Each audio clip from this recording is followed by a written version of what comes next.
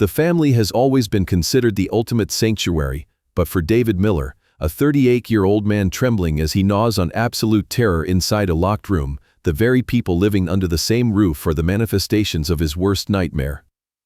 His life is three fragmented pieces of a chilling portrait, where the boundary between flesh and blood and sheer evil has been entirely obliterated. How must a man confront the moment when his cunning stepbrother, brandishing a blade, frantically pries at his bedroom door in the dead of night? Will paranoia or genuine dread consume his mind when his lifelong Air Force hero returns from a top-secret base in Nevada, carrying a dark secret that could annihilate all of humanity? And finally, there is the absolute, crushing helplessness of watching a SWAT team obliterate his front door, dragging his youngest brother away on charges of extreme terrorism. Turn off the lights, draw the curtains, and step into the shattered inner world of David Miller to listen to these terrifying confessions right now that I have always asked myself when everything truly began to derail. Perhaps the seed of this endless nightmare was planted on the day my biological mother passed away. I was only an 8-year-old child at the time, and her departure was a devastating blow, a tearing agony that words could never fully capture. The house, once echoing with laughter, abruptly transformed into a cold tomb burying our memories, plunging both me and my father, Richard, into a void of silence and profound loneliness. For 6 agonizing years that followed, my father completely sealed his heart, denying himself any personal joy just to dwell in his sorrow. It took a terribly long time before he even began to entertain the thought of dating again, and he introduced that idea to me with the utmost, cautious hesitation. To be honest, at that time, I fiercely opposed the thought of living with a wicked stepmother like those in fairy tales, as I firmly believed that no one on this earth could ever replace the sacred position of my mother. But then Sarah appeared, and she slowly shattered all my harsh prejudices. Sarah was a gentle, deeply patient, and understanding woman. She empathized with the insecurities of a motherless child and always made it perfectly clear that she was not there to erase my mother's image, but merely wanted to offer compassion, patience, and a sincere friendship. To my father, Sarah's presence was like a rare, brilliant ray of light piercing the deepest abyss, saving his barren soul and offering him a second life. Yet, fate is a cruel player that loves to toy with tragedy. While Sarah's light filled the ruined voids in my father's heart, it inadvertently opened another dark door that would consume my life. Because Sarah did not enter our family alone, that seemingly perfect union brought along a hazy phantom, someone who would soon sow terror into my youthful years without my knowing it at the time. That phantom was named Caleb, Sarah's 17-year-old son from a previous marriage. When Sarah and Caleb officially moved in with us, I had just turned 19, an age that should have been brimming with passion and bright ambitions. However, the arrival of that unfamiliar young man cast a gloomy fog over our family's entire living space. Initially, I felt genuine sympathy for Caleb's situation, assuming that his timidity or perpetually scowling face was merely the normal psychological defense mechanism of a child having to adjust to new family members. I naively believed that with just a little time and tolerance, Caleb would step out of his shell and we could become a complete family. But the harsh reality slapped me right in the face as his true nature gradually revealed itself. Caleb was not a shy teenager at all, but a deeply sullen, selfish individual with incredibly toxic daily habits. He locked himself in his bedroom day and night, immersing himself in the violent world of video games, only dragging himself down to the kitchen when he needed to heat up junk food. Living with Caleb was truly a living nightmare, as he possessed no sense of personal hygiene, constantly created deafening noises in the middle of the night, and always threw destructive tantrums to manipulate his mother. The atmosphere in the house was always suffocating and tense as a tightrope, but what made me feel most helpless was my father's weak, submissive attitude. When I asked why he did not intervene to correct those deviant behaviors, he only sighed and evaded the question, saying that things were complicated and he feared Caleb would react negatively if a stepfather tried to act like a true parent.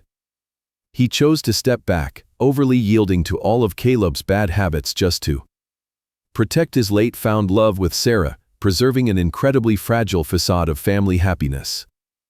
It was my father's blind compromise that nurtured the monster growing inside Caleb, paving the way for the unforgivable crimes he was about to unleash upon me. That blind indulgence eventually forced me to pay a heavy price, marking a terrifying turning point when the suffocation in the house transformed into a tangible threat that everything came to light the year I turned 19, when I began seriously focusing on submitting my student loan applications to prepare for college.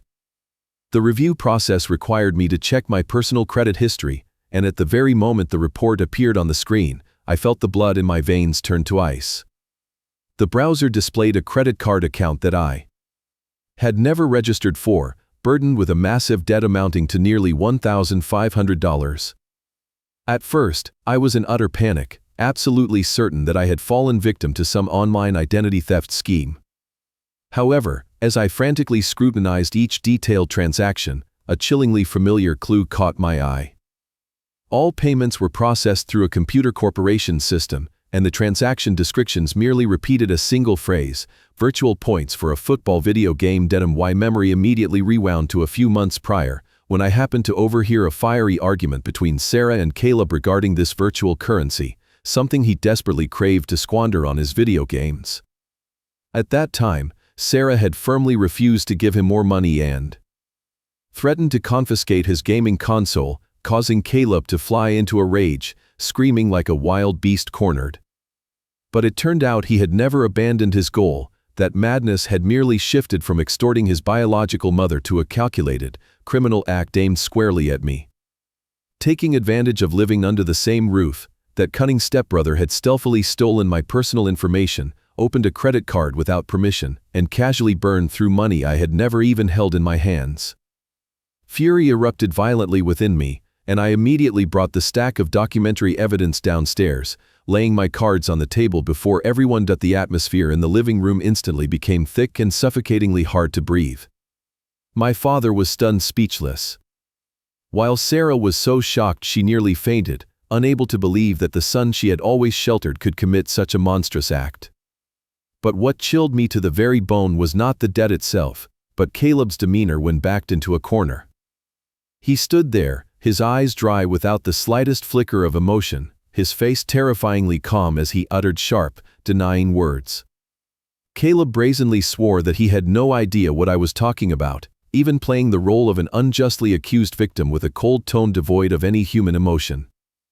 The ability to lie smoothly and act without a flinch from a 17-year-old made my stomach churn, signaling to me that the creature wearing the skin of a relative in this house was not merely a spoiled child, but a being harboring cunning malice and the cold-bloodedness of a true criminal. Caleb's chilling stubbornness forced me to make the toughest decision of my life, as I fully understood that the bank would never waive that $1,500 debt without an official report from law enforcement. Defying my father's feeble protests and Sarah's panicked gaze, I picked up the phone and called the police. The moment the officer in his solemn uniform stepped over the main threshold, the calm and brazen mask of the 17-year-old shattered instantly. Stripped of his reckless attitude and innocent victim act, Caleb completely broke down, cowering and weeping pitifully like a 3-year-old child, trembling as he confessed to the entire act of identity theft after just a few stern, professional interrogations. For the first time, my father raised his voice, warning that these fraudulent games could absolutely land him in a stone cell, which nearly drove Sarah mad with humiliation and disappointment. Although I showed mercy, deciding not to formally press charges so he would not have a criminal record, which meant my father and Sarah had to grit their teeth and pay off the debt on his behalf to prevent the bank from prosecuting. That legal warning brought absolutely no awakening to Caleb's rotting soul. Instead of feeling grateful or remorseful, his heart bred a deep resentment and a covert, toxic desire for revenge. In his twisted and selfish mind, I was the cruel villain who had deliberately smeared his honor and ruined his life over an amount of money he arrogantly considered trivial, not worth making a mountain out of a molehill. He would rather make the ridiculous offer to mow lawns around the neighborhood to pay off the debt than humbled himself to offer a proper apology to me. Caleb's extreme defiance and undisguised hostility turned the atmosphere in our family so thick, suffocating, and oppressive that I could feel a sinister energy hissing in every breath. Dinners turned into lingering mental torture sessions filled with dead silence, where my father and Sarah began to develop irreversible rifts due to financial pressure and parenting methods. As for me, I started to notice the sharp, chilling, murderous glares that Caleb stealthily shot in my direction from the dark, hidden corners at the end of the hallway. A man's sixth sense constantly screamed, warning me of a lurking danger, a ruthless retaliation that the devil disguised as my younger brother was silently molding in the shadows. For the first time in my entire life under this roof, I felt the cold breath of insecurity surround me right in the place that was supposed to be the safest fortress. That invisible terror, gnawing at every nerve cell, forced me to form a new habit, an obsessive action marking the complete collapse of family trust, which was to always turn the deadbolt and firmly lock my bedroom door whenever darkness began to fall. That habit of locking the door from the inside ultimately saved my life on a late, cold, and heavy night, a night when the tempo of terror was pushed to its absolute peak. At the time, the clock read only 11:30 at night, and I was lying awake in bed, my eyes squeezed shut, tossing and turning in an attempt to coax myself to sleep after 15 minutes had passed in the dead silence of the entire house. Suddenly, 3 dry knocks echoed, tearing through the night. The knocking was not rushed but carried an urgent, oppressive rhythm that made my heart skip a beat. From the dark hallway outside, Caleb's voice arose, so breathless and grotesque that goosebumps erupted all over my body. That he whispered that he wanted to apologize to me for everything that had happened. Although deep down I was somewhat surprised by this sudden repentance, the sharpness and intuition of a grown man immediately sounded an alarm. The scenario of a resentment-filled 17-year-old humbling himself to apologize in the middle of the night made absolutely no sense. I tried to keep my voice calm as I called out, telling him to go back to his room to sleep and that we could talk properly tomorrow morning. However, contrary to normal restraint, Caleb continued knocking, the force of his pounding significantly more violent this time. I started to get irritated and raised my voice, warning him not to bother me anymore. It was at the exact moment my refusal became resolute that his fake facade completely fell away. The whiny, pleading tone from moments ago instantly morphed into a command hissed through his teeth, full of savagery and bloodlust. He growled, ordering me to open the door immediately. My doorknob began to be twisted relentlessly, rattling violently with each frantic pull from the outside. Thank goodness the metal deadbolt I had carefully latched earlier did its job, halting the advance of the demon despot to barge into the room. Realizing he could not force it open with strength, Caleb completely lost his mind. He started using his body weight to ram heavily into the wooden door, while a hair-raising sound echoed deafeningly in my ears. It was the sound of sharp metal grinding, gouging deep, and shredding the wooden surface. Caleb was using a knife to pry open my bedroom door. The crunching sound of tearing wood grains and his heavy, sinister panting blended together to compose a symphony of impending death. True terror swallowed me whole as I sprang up from the bed, backed tightly against the cold wall, and screamed at him to get away from there. Those horrifyingly chaotic sounds woke my father, who was sleeping in the room at the end of the hall. Rushed footsteps came to a halt, and then, through the splintering door, I heard Richard's scream of absolute panic. His voice shattered, trembling and filled with utter horror upon witnessing his wife's son clutching a razor-sharp blade, frantically hacking at his biological son's door in an attempt to commit murder. He shrieked in despair, commanding Caleb to drop the knife to the floor immediately. Sarah also rushed out of her room, her hysterical sobbing blending with Caleb's maniacal roaring, forming a chaotic, broken cacophony right in the center of the safe sanctuary called family. Standing frozen inside the locked room, watching the cold blade repeatedly pierce through the shredded cracks of the door, I knew that my life would forever be unable to return to those peaceful days of the past. The deafening clatter of the metal blade dropping onto the hardwood floor finally ended that seemingly endless string of deadly sounds. Under my father's overwhelming pressure and absolute fury, Caleb finally dropped his weapon, slumped down in the hallway, and began wailing pitifully as if he were the victim of a brutal assault. That terrifying night concluded with Sarah's desperate tears and a firm promise from Richard that he would completely eradicate this seed of evil. By the very next morning, an ironclad decision was made allowing no further concessions, as Caleb was immediately sent away to a strict military school to discipline his rotting character. Although the physical threat had been entirely eliminated and I was, in theory, absolutely safe from my stepbrother's pursuit, The devastating psychological aftermath left behind by that night became the true life sentence for my mind. Several weeks passed since that cunning boy vanished, and I bitterly realized I had developed severe panic attacks and extreme phobias right inside the very house where I had grown up since birth. Any minor noise from the creaking floorboards, a whistle of wind drafting through the window slits, or the lightest footstep in the hallway was enough to make my heart race, cold sweat drench me, and my hand unconsciously reach for the door lock. Even though my father had called a carpenter to completely replace my bedroom's wooden door, in my paranoid eyes brimming with terror, it always displayed jagged, shredded scratches, and the image of that razor-sharp blade piercing through continued to play on a loop in my fitful nightmares every night. The familiar space that was once a peaceful harbor had now mutated into an invisible prison, trapping me alongside the ghosts of betrayal and violence. Realizing that I would slowly go mad if I remained rooted in the place holding these terrifying memories, I decided to pack all my belongings and move out to live independently the moment I was accepted into college. I threw myself into searching for a neat little apartment, far away from this quiet suburb, to begin establishing a safe space of my own, a place free from lurking eyes in the dark. By burying my head in thick piles of books in lecture halls and exhausting part-time shifts extending late into the night, I frantically tried to erase the image of the would-be murderer wearing a relative's face, so I could wholeheartedly focus on a promising new life.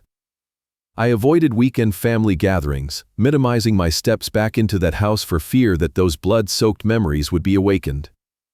I naively believed that this first psychological scar would gradually fade with time, and that geographical distance would be the perfect antidote to heal my torn soul. However, deep in the insecure heart of a man who had brushed against the Reaper, I could never have anticipated that Caleb's departure was only the prelude closing the first act, making way for a far more devastating chain of family tragedies patiently waiting for me ahead. Throughout the years of struggling to flee the psychological phantom named my cunning stepbrother, the only anchor keeping my mind from slipping into the depths of madness was my biological older brother, Michael.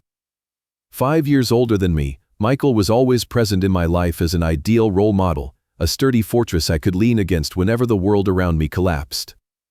He was not just an exemplary brother, one who had replaced the warm embrace of our late mother to soothe me through stormy nights, but also a deeply talented and passionate Air Force engineer.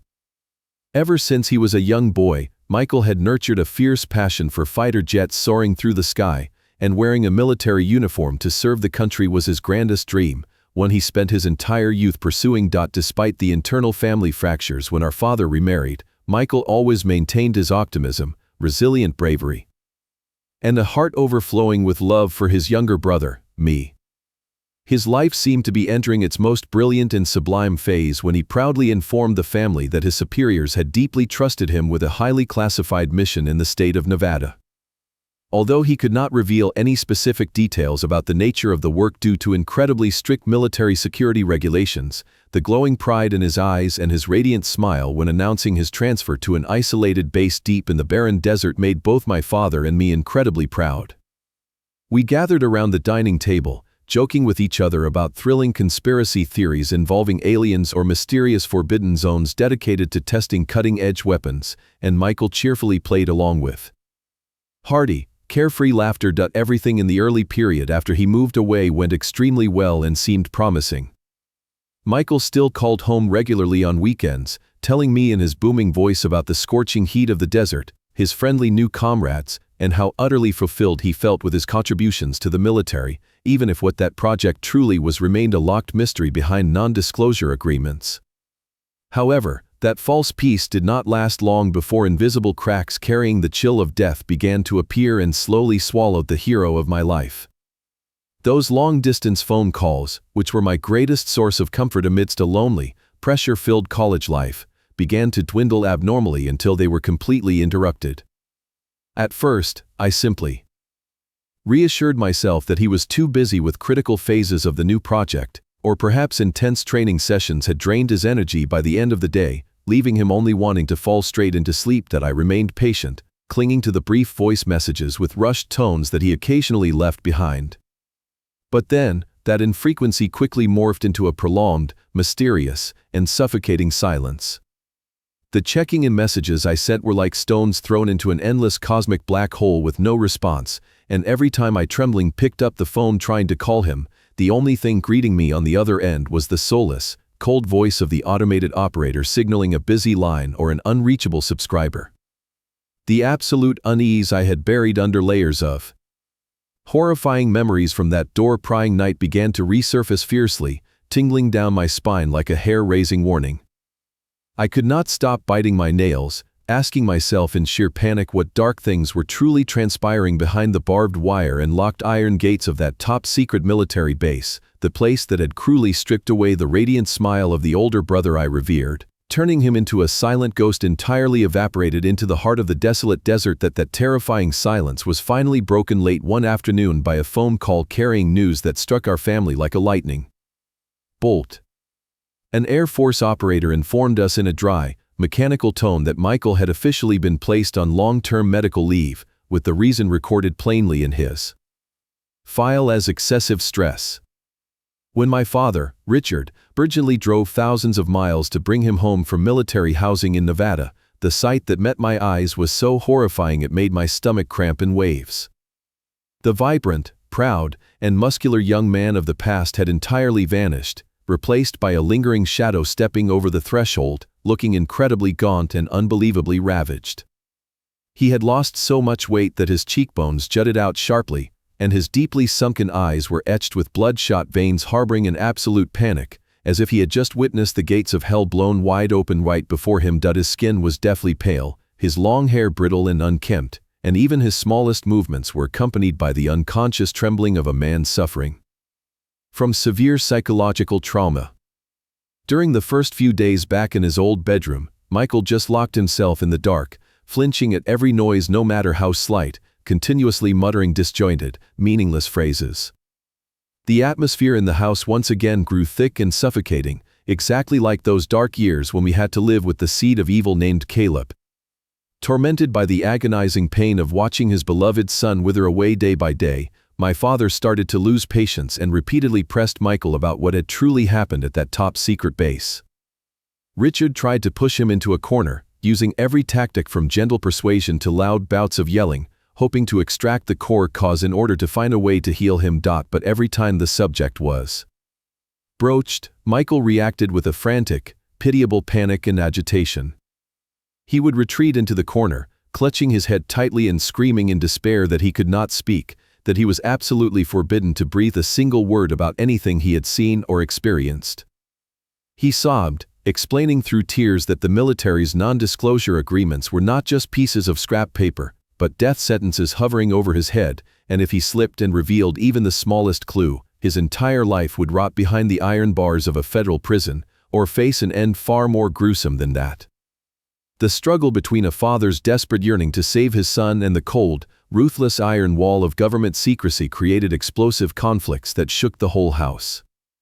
My father screamed in madness out of sheer helplessness, while Michael could only sob through bouts of deadlock, begging him to stop mentally torturing him because he himself was already being swallowed from the inside by an invisible monster. Standing quietly at the end of the hall, watching my family slowly shatter once again, I felt a piercing chill run down my spine, because I vaguely realized that whatever had destroyed the mind of this resilient Air Force hero must surely be a horrific secret far beyond the imagination of ordinary people, something so dark and diabolical that just thinking about it was enough to drain the last drop of vitality remaining in his veins.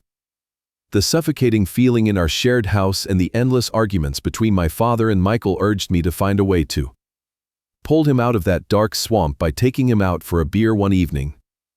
I decided to buy some snacks and carry a cooler of cold beer, dragging him to a quiet, secluded corner on the outskirts of town so the two of us could converse comfortably without fearing probing eyes.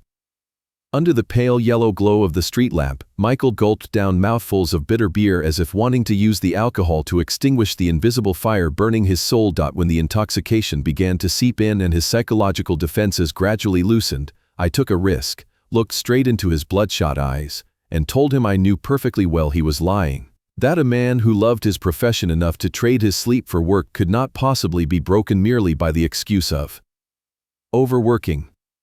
Struck at his weakest point, Michael suddenly collapsed completely, his broad shoulders shaking violently as tears of stifled anguish began to spill from his hollow eye sockets. His voice was hoarse and broken when he finally spoke, offering a fearful preamble, stating that he absolutely could not reveal the details of what he was researching or what he had seen, but he could tell me the absolute terror it brought. Michael vaguely recounted a top-secret military project that his entire team of engineers was pouring their effort into developing, a project where, during a simulation run, they were horrified to discover a fatal flaw. True horror struck as they dug deeper into the implications, realizing with absolute clarity that the worst-case scenario of this project would unleash a catastrophic disaster that could not be measured. Panicked by the impending destruction taking shape, Michael's engineering team urgently submitted a request to entirely alter the project's direction or suspend it permanently to protect public safety. Yet, the response from the high-level review board was a bone-chilling splash of cold water, as they coldly ordered the test project to proceed exactly according to the original plan, without permitting any deviations whatsoever. Tormented by their conscience and haunted by fear, Michael and his closest comrades, acting as engineers who clearly understood the peril, fiercely stood up to lead protests against that deathly mandate. The military authority had no tolerance for this, instantly silencing the group's voices with accusations of insubordination and cruel threats of imprisonment if they did not obediently comply. Under immense pressure and the risk of losing their freedom entirely, Michael's group was forced to shut their mouths, their willpower ground down to the bone before they were pushed to the fringes with indefinite medical leaves. Sitting opposite this shattered hero who was clutching his face and sobbing into the night, I felt as if the air around me was being sucked out, my chest tightening in utter bewilderment as I realized that the lurking darkness was no longer just a phantom, but a colossal death machine silently counting down to the end of the world. Glued to that cold wooden bench under the dim street lamp, I felt every word Michael spoke strike my mind like sledgehammers, smashing all the precious trust and peace I had been clinging to.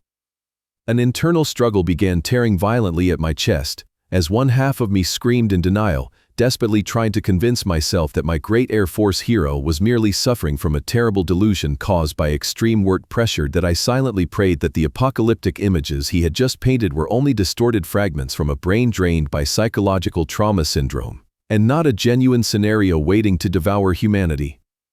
Yet, when I looked deep into Michael's bloodshot eyes overflowing with absolute panic, I shuddered as I recognized a terrifying lucidity hidden within them. He had never been a liar, and the chilling authenticity in every choking sob of his brought down my last line of defense. The invisible terror from the desolate desert had now crossed thousands of miles, spreading and taking deep root into my very veins. My body trembled violently as I forced myself to ask him if there was any way to hide, if there were any reinforced underground bunkers that could shelter us when Judgment Day arrived. In response to my desperate naivety, Michael just smiled bitterly and shook his head, his twisted smile reflecting an ultimate helplessness that he stated firmly, his voice grating, that there would be absolutely no safe haven, whether it be a presidential bunker or a space station, because the punishment for this project's failure would crash down upon every living creature in the most brutal ways the human mind could never fathom without witnessing it firsthand. My panic hit its peak when he suddenly lunged forward, grabbed my shoulders tightly, and glared at me with a threatening hiss of a voice. He said that if I foolishly breathed a single word about what he had just revealed, if the outside world learned the truth about the death hanging over their heads, civilization as a whole would instantly collapse in the blink of an eye. No one would care to go to work the next morning, bloody riots would erupt in every alley and street corner, martial law would be declared to suppress the mass panic, and human society would tear itself apart before the catastrophe even knocked on the door. His hands gripped me like iron pliers as he roared that if I betrayed his trust, he would personally end my life before those mysterious men could do so to silence me. An icy chill ran down my spine, freezing me in place as I stammered a solemn oath to bury this secret in the grave, even though my soul was now forever locked in a prison of fear and paranoia. The tranquil atmosphere of the suburbs that night suddenly turned suffocating and filled with murderous intent, as if thousands of invisible eyes were intensely watching my brother and ME's every single move. In the days that followed, I lived like a soulless corpse, carrying the 1,000-pound weight of a cruel truth I could not share with anyone, Not even my father or Sarah that I was tormented by endless nightmares where the boundary between reality and illusion completely collapsed, leaving me constantly questioning whether I was indulging the paranoid madness of a pitiful discharged soldier, or if I was truly standing at the edge of the abyss, helplessly counting down the seconds to the end of the world. My mind was entirely exhausted from holding this ticking time bomb all alone, simultaneously aching for my brother's tearing pain and trembling in terror before a dark, uncertain future that was slowly swallowing the final lights of humanity. The massive weight of that dark secret crushed my sanity over the following weeks, turning every sleep into a desperate escape from the bloody apocalyptic visions Michael had planted in my head. However, just as I felt I was about to go insane from paranoia and sheer terror, a spectacular and unbelievable transformation suddenly took place right before my eyes. Michael, the very man who had just broken down wailing under the dim street lamp, suddenly shed the entirely ruined shell of a person suffering from severe psychological trauma.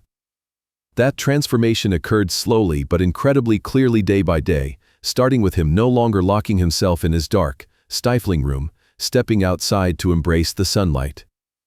The screaming nightmares at midnight thinned out and then vanished completely, giving way to deep, peaceful sleeps. Michael began eating regularly again, personally trimming away his frizzy, tangled hair and shaving clean his patchy stubble, revealing the familiar, resolute face of the hero I always admired. Even more astonishingly, he decided to sign up for a membership at the local gym and threw himself into physical training with iron discipline bearing a deep military style, quickly regaining the muscular physique and overflowing vitality from the days he proudly wore his uniform. Not stopping at physical recovery, Michael proactively applied for jobs and was swiftly hired as a logistics manager for a private company in the neighboring town. Thanks to his intelligence and diligent work ethic, he was continuously promoted, earning a generous income that granted him financial freedom, and he even began dropping hints to me about a beautiful woman he was dating. The gloomy atmosphere, thick with tension and the fiery arguments that once strangled our home, suddenly vanished like sea foam. My father, Richard, seemed to grow decades younger, his face relaxing into a radiant, contented smile upon seeing his beloved son finally return to a normal life trajectory. Sarah also could not hide her joy, constantly preparing lavish meals every weekend when Michael drove home to visit, sitting with my father and me to watch football, laughing boisterously as if no horrific tragedy had ever taken place. Confronted by that overwhelmingly perfect veil of peace, the defensive walls of skepticism within me slowly dismantled. I began to convince myself that all those terrifying confessions about the humanity-destroying weapon project that night were actually just distorted hallucinations born from a brain drained by work pressure, merely the final remnants of a psychological crisis he had masterfully overcome. Watching my radiant brother raise a beer glass to toast the home team's victory, I softly breathed a sigh of relief, loosening the nerves that had been strung tight as a bowstring all this time, and naively embraced the belief that the nightmare from the desolate desert was permanently buried in the past, leaving my family a serene life, even if it was just a fragile, pitiful illusion. But that perfect facade of peace was brutally torn apart on the day my calls and messages to Michael fell entirely into a silent void. First, I tried to extinguish the anxiety lurking in my chest by deluding myself that he was busy with his logistics management job, or perhaps enjoying sweet moments next to his new girlfriend. But when the silence dragged on relentlessly into the third day, my parents began pacing restlessly and demanded that I drive straight to his apartment to check on the situation. Driving along the highway leading to the neighboring town, the dreadful intuition of a man who had faced the Reaper flared up again, strangling my heart. Upon arriving, I was stunned to find the wooden door shut tight and locked from the outside.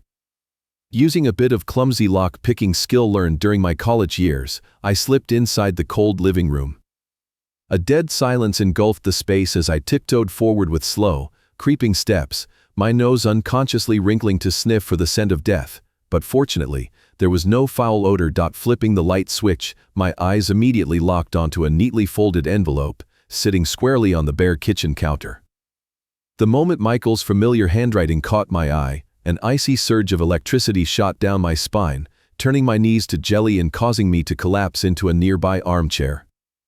In the despair-filled letter, he confessed that he had never truly stabilized, that all his Radiant recovery over the past time was merely a flawless act he painstakingly orchestrated to blind the eyes of those hunting him day and night.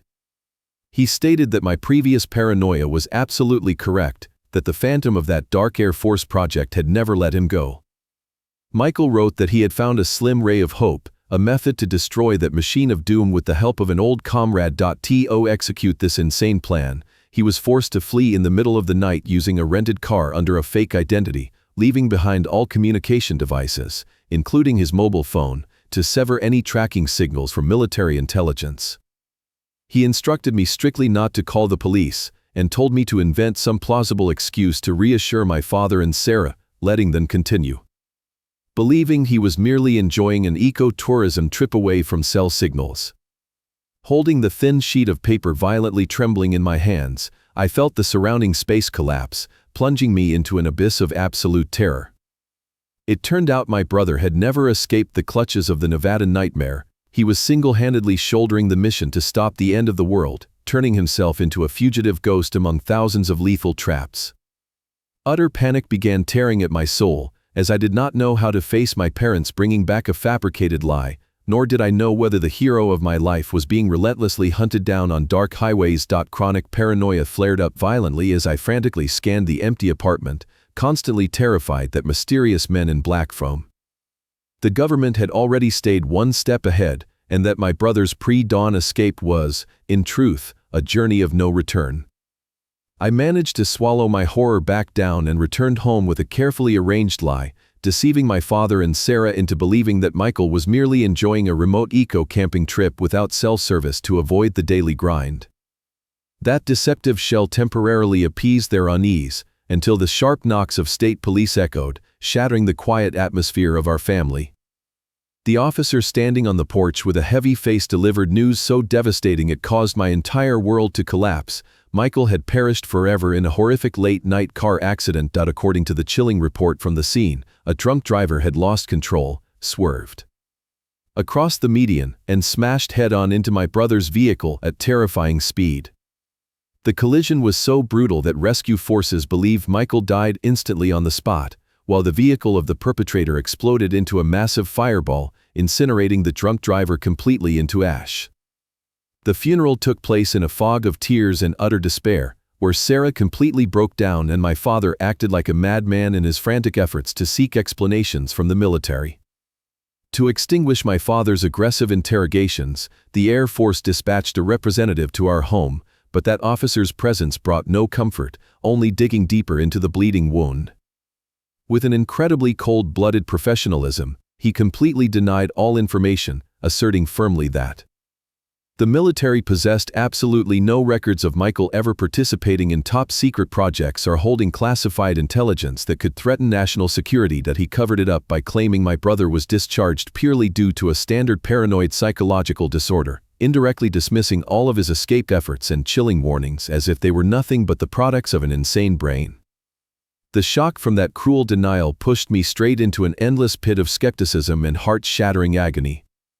My father, harboring blind faith in the authorities, chose to accept that his beloved son had truly suffered from mental illness.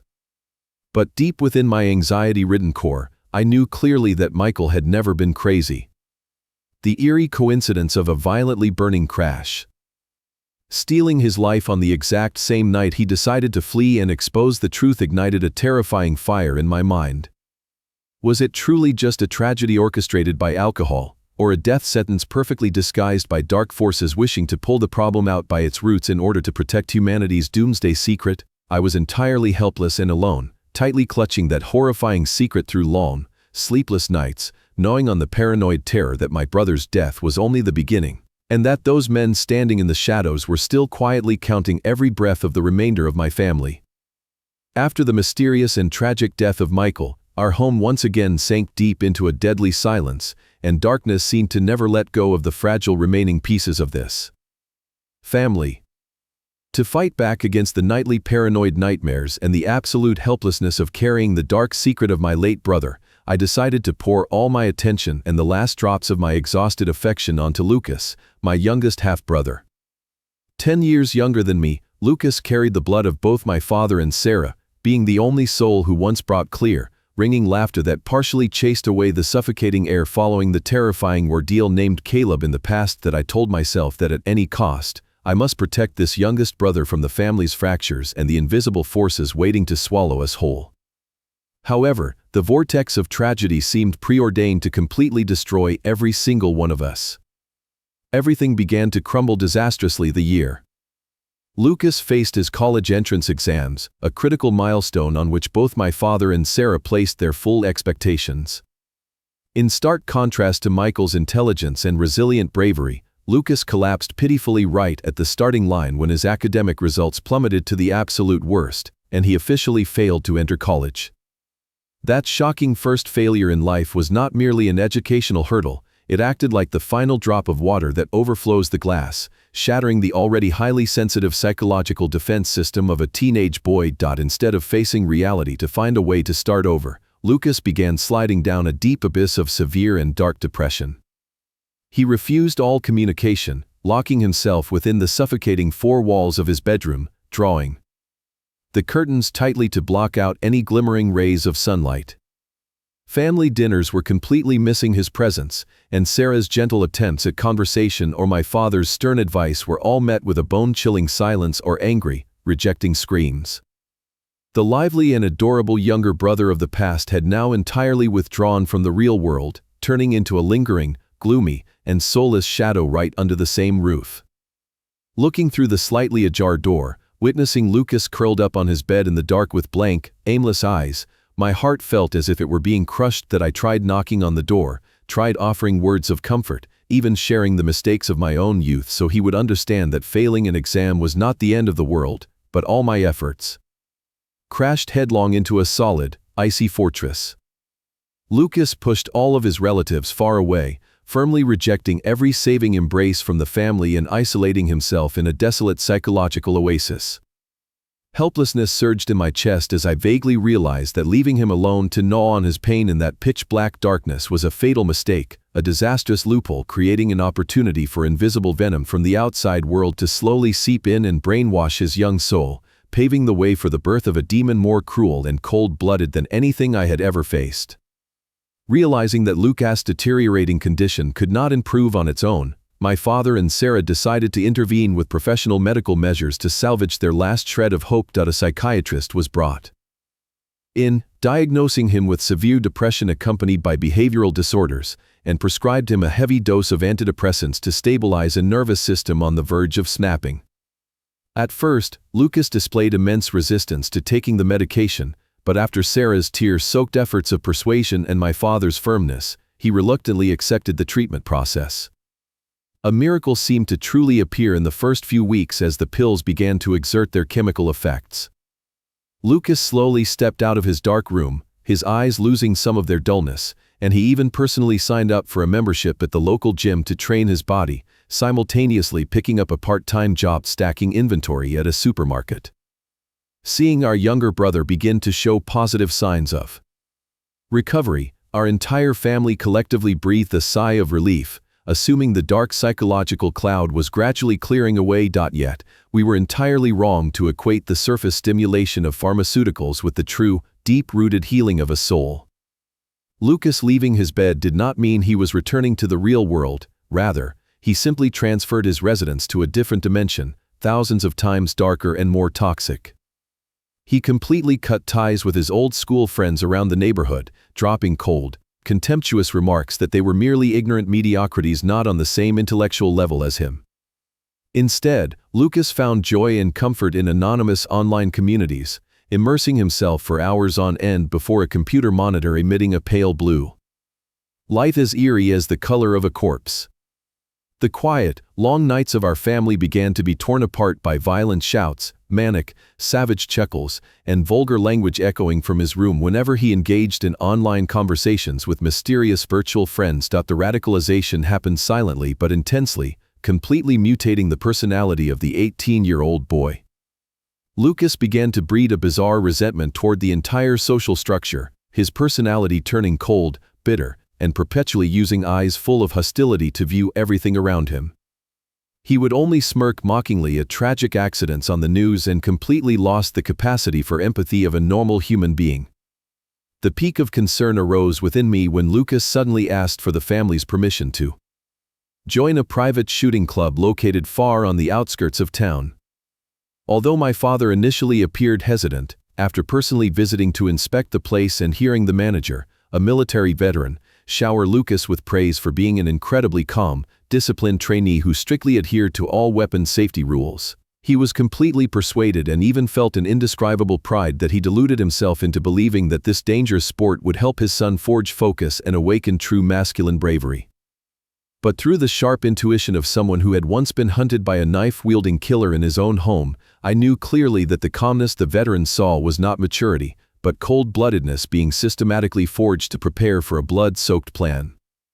All remnants of goodness and cheerfulness in the boy Lucas of the past had been drained to the last drop, giving way to a soulless machine nourished by the cruel poison of the internet's underworld.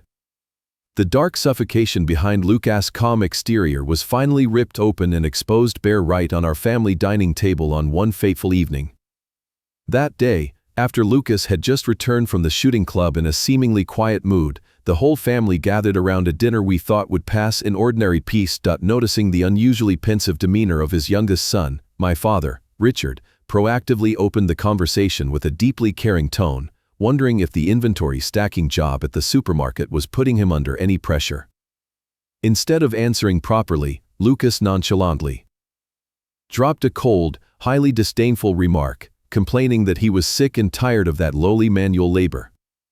When my father patiently suggested that he could arrange some extra shifts for him at his own workplace to earn some extra income, a deeply bitter smirk suddenly blossomed on Lucas' lips. He lifted his chin and declared, in a tone so sharp and chillingly arrogant, that only fools and peasants would accept selling their lives for such menial jobs with such cheap wages.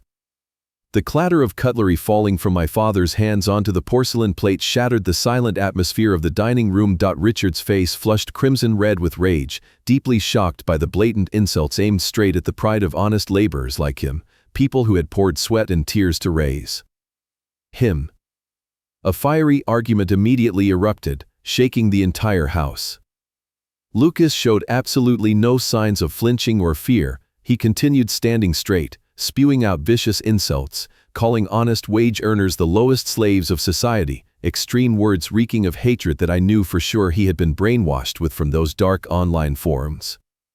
The absolute peak of fury was when my father slammed his hand hard onto the table, his veins bulging as he roared, kicking Lucas out of the house, declaring he would give him exactly 30 days to pack up and get out if he continued to harbor that disrespectful, arrogant attitude. The chaotic scene that night ended with the deafening slam of a door as Lucas stormed upstairs in a huff, amidst Sarah's helpless, tear-blurred despair. Although a few days later, under the weeping pleas of his mother, the two men seemed to have a private conversation in the living room, offering awkward apologies to patch up the relationship, and my father once again gullibly believed it was merely the impulsive outbursts of youth, I did not. Through the lens of someone who had tasted cruelty from his own family members, I coldly recognized that those sharp, emotionless words that night were not a spontaneous rebellion at all, but the true nature of a fully formed demon.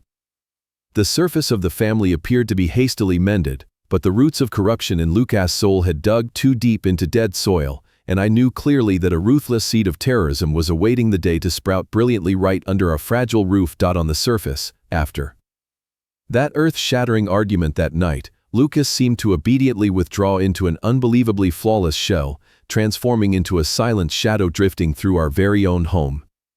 He rarely stepped out of his bedroom. Sometimes for many consecutive days we never caught sight of him anywhere except for brief, rushed passing moments in the kitchen.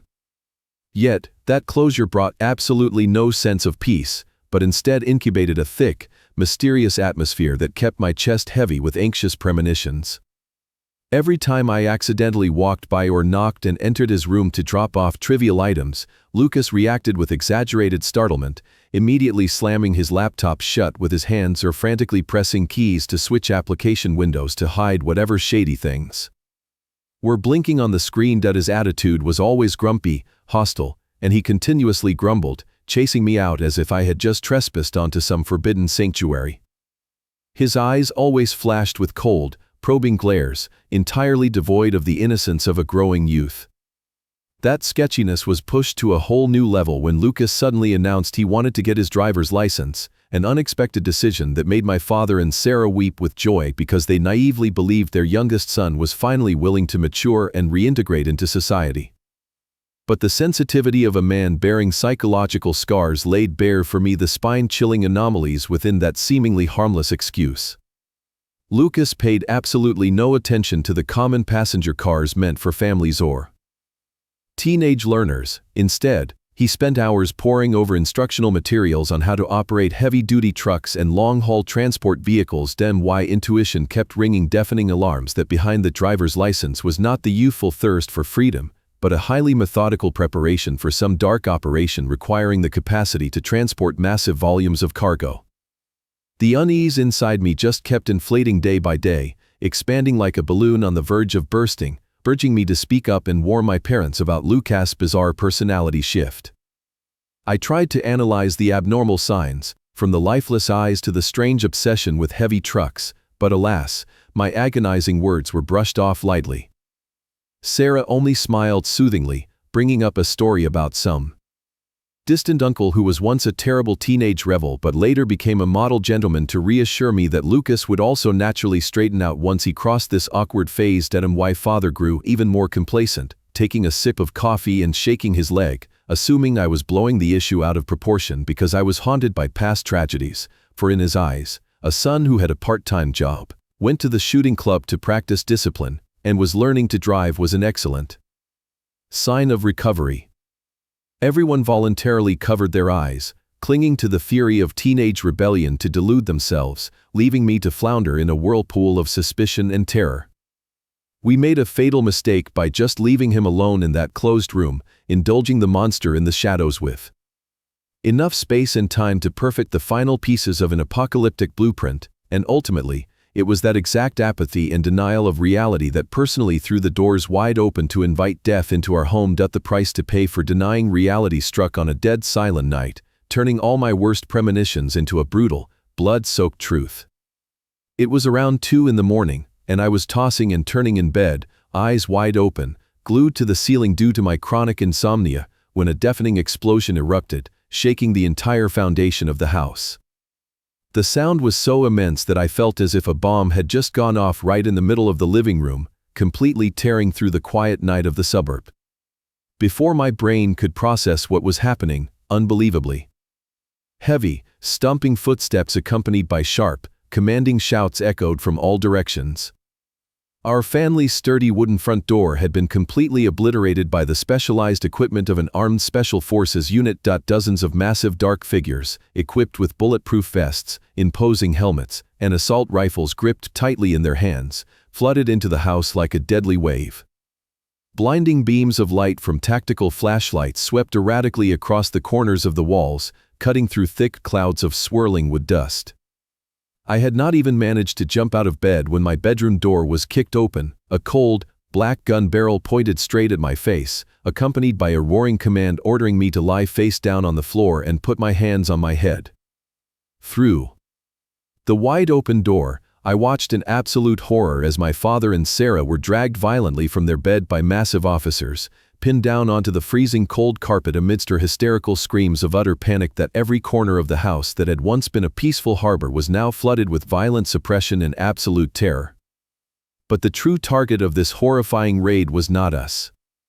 Another Special Forces team, weapons drawn, rapidly marched heavily up to the second floor, heading straight for Lucas' locked room. The deafening sound of a door being kicked and echoed again, mixed within the chaotic noise were shouts demanding the suspect drop his weapon and surrender.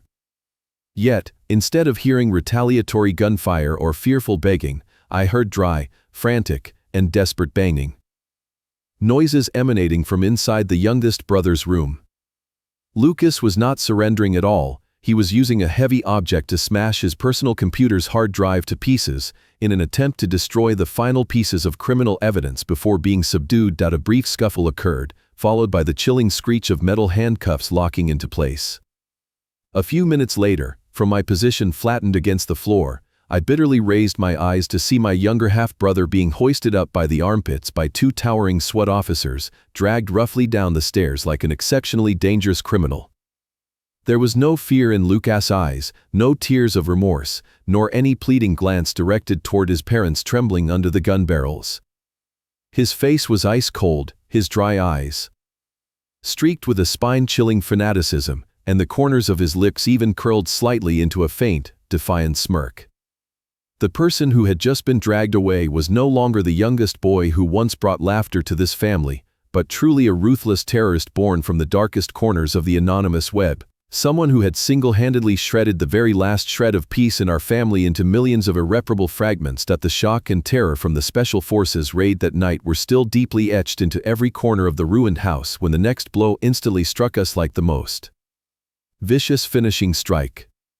In the days that followed, through thick indictments and cold explanations from police investigators, the entire dark, mysterious veil surrounding my youngest brother Lucas was finally torn open and exposed bare. The youngest son my father was once immensely proud of upon seeing him practice shooting and learning to drive trucks turned out to be undergoing systematic training to become a crucial link in a highly dangerous transnational crime syndicate. The police charged Lucas with acting as a key henchman for a cyber-terrorist gang, directly participating in a large-scale conspiracy to smuggle hundreds of pounds of synthetic drugs and crates of grenades and military-grade weapons across the border. Those long, sleepless nights clacking on the keyboard in that locked room were actually when he was communicating, receiving orders, and plotting detailed plans with unseen ringleaders. The day we walked into the preliminary trial, the heavy, gloomy atmosphere felt like it was strangling the lungs of all the remaining blood relatives. My father, Richard, the man who had resiliently weathered so many of life's storms, now looked decades older, his white hair frizzy and his wrinkled hands shaking uncontrollably as he gripped the wooden bench in the gallery. Sarah was sobbing and choking gasps so intensely it seemed she could faint at any moment, watching the child she had borne from her own flesh being escorted to the dock wearing a dull orange prison uniform and cold iron handcuffs. Despite facing an incredibly heavy sentence ahead, Lucas' demeanor in court was the true fatal stab that destroyed my parents' hearts and tore apart the family's last shred of hope. When the stern judge spoke to ask, he calmly admitted to all the charges with total indifference, as if he were reading a harmless weather report. Ignoring the agonizing cries and desperate pleas of an old father rising from the audience seats, begging him to open his mouth and cooperate with the authorities, to expose the gang leaders and receive the law's leniency, Lucas stood as motionless as a soulless stone. His eyes held not a single gleam of pity or regret when looking at the drained tears of his parents. He resolutely kept his mouth shut, protecting those hidden criminals on the dark web with a cruel, blind loyalty that was absolutely terrifying. To Lucas, that bloodthirsty, invisible gang was his true family, the extremist religion he was willing to sacrifice the rest of his free life to protect, while his blood relatives writhing in agony right behind him were now merely despicable strangers unworthy of concern. The deafening strike of the judge's wooden gavel hitting the desk sounded like the slamming of a dungeon door, handing down a closed prison sentence spanning decades, officially burying all of Lucas' future and youth behind the thick, reinforced concrete walls of a federal penitentiary. The moment he was escorted away from the defendant's stand by a line of police, he did not even bother to cast a single backward glance at our family, coldly striding through the heavy steel door and personally severing all ties of blood with the past forever. By rejecting the chance for clemency, he not only chose for himself a dark prison full of violence, but also sentenced my family to life filled with remorse, agony, and utter helplessness, forced to watch the final living soul of the house willingly sacrifice his spirit to the devil. Now, sitting quietly in a locked room at the age of 38, I feel like a desolate ruin left behind after terrifying storms have swept away all the foundations of my family. The three dark fragments of my life, three brothers carrying three different seeds of destruction, have forever stripped away the definition of the safe sanctuary I once yearned for. From the brutal, violent cunning of my stepbrother Caleb, to the mysterious death swimming in the shadows of government secrets from my Air Force hero brother Michael, and finally, the downward spiral into the deep abyss of extremist crime of my youngest brother Lucas, they have all joined forces to crush my parents' hearts. and turn me into a lifelong prisoner of my own horrifying memories that I now have to struggle every single day with severe post-traumatic stress disorder, a cruel chronic illness that forces me to live in a constant state of dread, flinching at every knock on the door at midnight, haunted by the sound of tires screeching and burning rubber on the asphalt or the deafening noises of doors being smashed in. My family today is nothing but shattered fragments of a past no one wishes to bring up, a tear-soaked testament proving that sometimes demons do not come from ghostly, supernatural entities out there, but sprout from the very dark cracks within the human psyche and the cold apathy lying right under the same roof. I would rather believe that my mind has gone mad with paranoia than have to face a cruel reality that the seeds of evil that robbed me of my loved ones are still present and lurking somewhere out there in this society. Closing David Miller's haunting chain of confessions, this chilling tale leaves us with a profoundly deep life lesson carrying immense humanistic value regarding the fragility of family bonds. A true home is not merely built with bricks and mortar or forced meals, it demands a solid bond from the deepest parts of the soul, sincere listening, and the courage to confront the psychological dark corners of the people we love. Carelessness, the denial of reality, or the habit of ignoring abnormal signs can inadvertently create fatal loopholes, allowing darkness to creep in, brainwash, and snatch away the lives we so deeply cherish. How do you feel after reaching the absolute end of this tragic family portrait, and in the hustle and bustle of your real life? Have you ever paused and asked yourself if you truly, fully understand the people living under the same roof as you? We are eager for the audience to share their comments right down below so we can together listen to your thoughts, your experiences, and the most genuine feelings from deep within your hearts. Please subscribe to our channel, hit the like button, and share this video with your relatives and friends to reflect together, as well as to continue tuning in to many dramatic, captivating storytelling videos updated every single day. We sincerely thank you for accompanying us to the very last seconds, and we wish everyone watching this video robust health, a joyous life, and may every passing day be completely peaceful and sheltered within true love. Goodbye and see you in the next video.